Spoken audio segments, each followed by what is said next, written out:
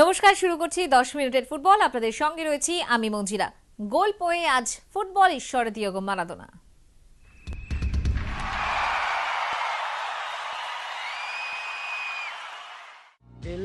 বিধ্বস্ত ভগবান, বিধ্বস্ত দিয়েগো মারাদোনা, ভালো নেই ফুটবল ঈশ্বর। 6 বছরের পুরনো গার্লফ্রেন্ড রোজি অলিভিয়া সম্প্রতি ছেড়ে গিয়েছেন দিয়েগোকে, আর তাতেই মন ভেঙে চুরমার মারাদোনার। বয়সে 30 বছরের ছোট বান্ধবীর দুঃখে ফের নেশায় ডুবে গিয়েছেন বিশ্বজয়ী আর্জেন্টাইন। অলিভিয়ার সঙ্গে ইদানিং বনিবনা হচ্ছিল না হ্যান্ড অফ কোর্টে। দিয়েগো ঘনিষ্ঠদের দাবি, ফুটবল রাজপুত্রের বিশ্বাস ভেঙেছেন অলিভিয়া। দুবাইয়ের পাম জুমেইরার বিলাসবহুল বাংলো ছেড়ে গত 7 দিন বাইরেও বেরোননি মারাদোনা।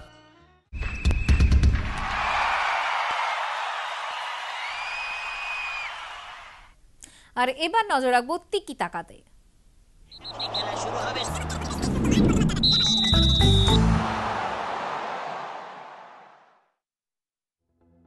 7 June Kuala Lumpur.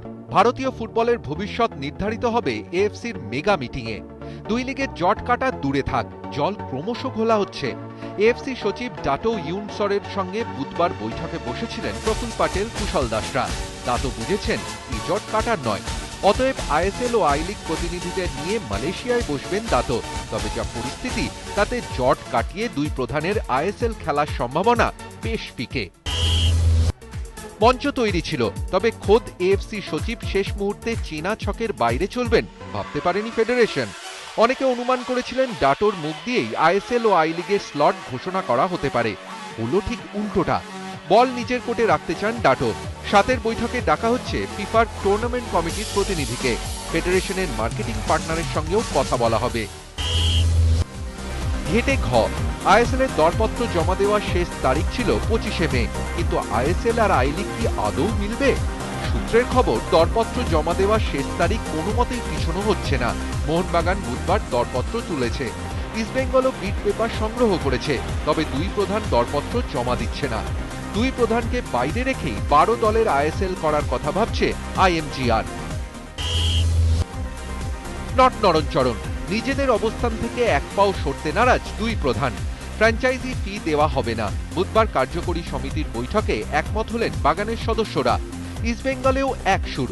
দুই শিবিরের থিম সং পিকচারাবি বাকি হ্যায় দোস্ত। আমাদের ফিডব্যাক দেবেন, জানাবেন।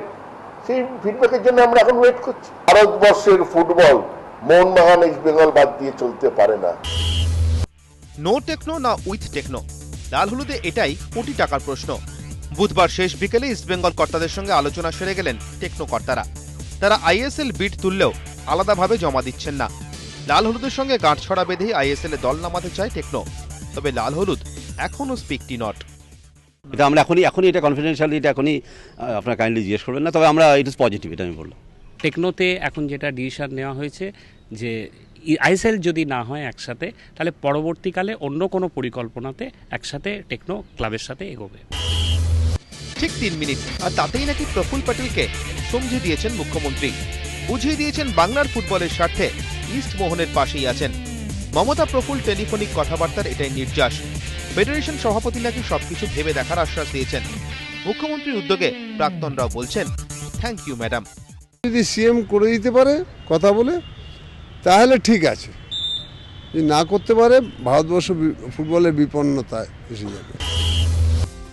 ধীরে চলো, টি20 নয়, ধরে ব্যাট করো। এটিকে শিবিরে এখন এটাই নীতি। দুই প্রধানের পাশে স্বয়ং মুখ্যমন্ত্রী দাঁড়িয়ে যাওয়ায় চাপ বাড়ছে কর্পোরেট দলে। পরিস্থিতি দেখেই সিদ্ধান্ত নিতে চায় management. Empowered to talk. Only Mr. Goenka is empowered to talk. ওই পুরো জিনিস করছে, আমি ঢুকবোই না বাবা, মরবো। কিছু বললেই সিএম যদি রেগে যায় মরবো, এদিক এরা রেগে গেলে মরবো না। জুলাইয়ের শুরুতেই নতুন মরশুমের অনুশীলন শুরু করবে ইস্টবেঙ্গল। তবে কলকাতা লিগের ক্যালেন্ডার দেখেই দিন চূড়ান্ত করা হবে। বুধবারই ক্লাব তাঁবুতে প্রাথমিক আলোচনা সেরে ফেলল টিম মনোরঞ্জন। 25 জন ফুটবলার নিয়ে স্কোয়াড তৈরি করা হবে।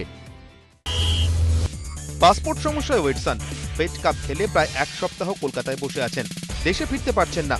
বকেয়া নিতে বুধবারই এসেছিলেন তাঁবুতে, সঙ্গী বুকেনিয়া। পরের মরশুমে কি ইস্টবেঙ্গলেই থাকছেন? গাড়ির কাঁচ যত তাড়াতাড়ি তুললেন, মাঠে ততটা নড়তে পারলে পেডে ফেড হতে হতো না দলকে।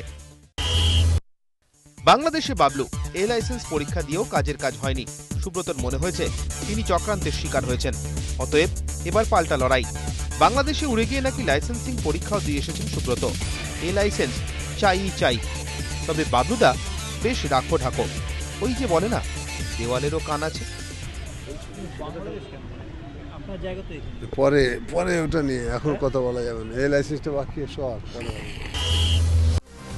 আসছে না আইজল, না করলো চার্চিল, মাথায় হাত আইএফের।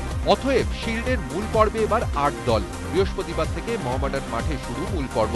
শিল্ড যে ক্রমশ জৌলুস হারাচ্ছে সন্দেহ নেই।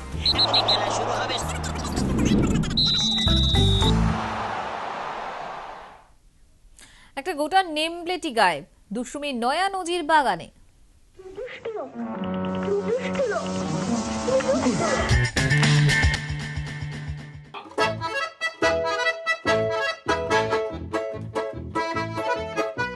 রজার মুরের চলে যাওয়ার দিনেই খবর ফাঁস, বাগানে কে বা কারা গায়েব করে দিয়েছে গোটা একটা নেম প্লেট। পদ্মশ্রী শৈলেন মান্নার নামে ড্রেসিং রুম করে বাহবা কুড়িয়েছিলেন বাগান কর্তারা। ক্লাব টেন্ট সংস্কারের পর ঝাঁ চকচকে হয়েছে বাগানের অন্দরমহল। আধুনিক মনস্ক কোচ কর্তারা কথায় কথায় Mourinho, Barca president Josep Maria বার্তামুদের উদাহরণ টানেন। সেখানে শৈলেন মান্নার মতো পুরনোদের ঠাঁই কোথায়? সংস্কারের পর নিজেদের ঘর সাজিয়ে গুছিয়ে বসেছেন। গায়েব হয়ে গিয়েছে বাগানের প্রায় 2 দশক খেলা দাপুটে ডিফেন্ডারের নামের ফলক। মন ভেঙে গেছে আমার। আমি অলরেডি গ্রাউন্ড সাইডারকে দায়িত্ব দিয়ে দিয়েছি। সংস্কারের পর তো কম দিন হলো না অঞ্জনদা, এতদিনে কেন শৈলেন মান্নার নামের ফলকটা ফেরানোর ব্যবস্থা হলো না? কোনো যুক্তি যথেষ্ট নয়।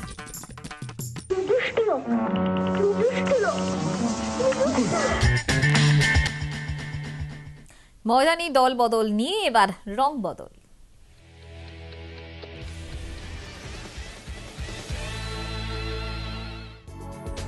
ইস্ট বেঙ্গলের সঙ্গে চুক্তি শেষ। বুধবার ক্লাবে এসে বকেয়া টাকা পয়সা বুঝে নিলেন লাল রিন্ডিকা রালতে।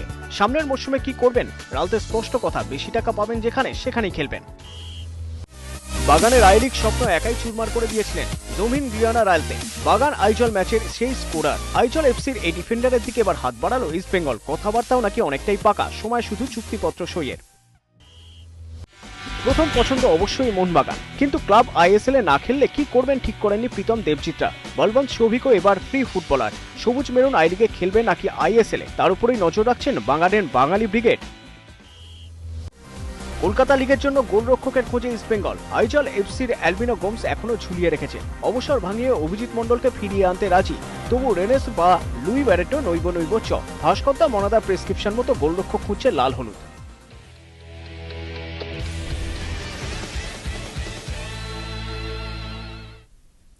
সময় এখন লং রেঞ্জের।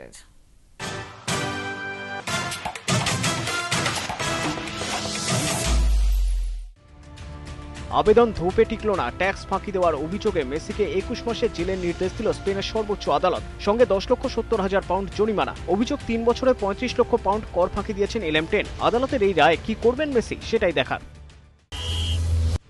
আইন যেমন আছে, আইনের ফাঁকও তেমন আছে। তবে মেসির কারাবাস নিয়ে জল্পনা থাকুক না কেন, একটা কথা স্পষ্ট যে মেসির জেলে যাওয়া আপাতত হচ্ছে না। স্পেনে সরকারিভাবে 2 বছরের বেশি সাজা না হলে জেলে থাকতে হয় না। ফলে 21 মাসের জেলের শাস্তি কিছুটা হলেও স্বস্তি দেবে মেসি আর তার বাবা জর্জকে। লা লিগা শেষ, আপাতত কয়েকদিন বিশ্রাম। তাই ফুরফুরে মেজাজে প্যাডেল টেনিস খেলতে দেখা গেল নেইমারকে। ফুটবলের সঙ্গে প্যাডেলটাও যে তিনি ভালো খেলেন, ভিডিওতেই সেটা পরিষ্কার। জিতলেই মিলবে চ্যাম্পিয়ন্স লিগের টিকিট। ফলে স্টকহোমে ইউরোপা লিগের ফাইনালে আয়াক্সের মুখোমুখি হওয়ার আগে সাবধানী মরিনহো। নিজের টিম নিয়ে আত্মবিশ্বাসী স্পেশাল ওয়ান যে কোনো মূল্যে জিততে চাইছেন ফাইনালে।